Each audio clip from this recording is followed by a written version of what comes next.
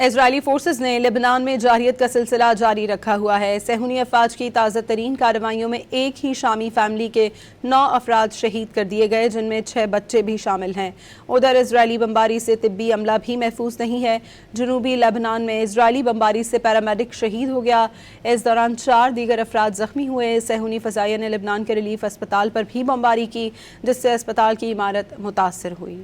اسرائیلی forces نے لبنان میں جارحیت کا سلسلہ جاری رکھا ہوا ہے۔ صہیونی افواج کی تازہ ترین کارروائیوں میں ایک ہی شامی فیملی کے 9 افراد شہید کر دیے گئے، جن میں 6 بچے بھی شامل ہیں۔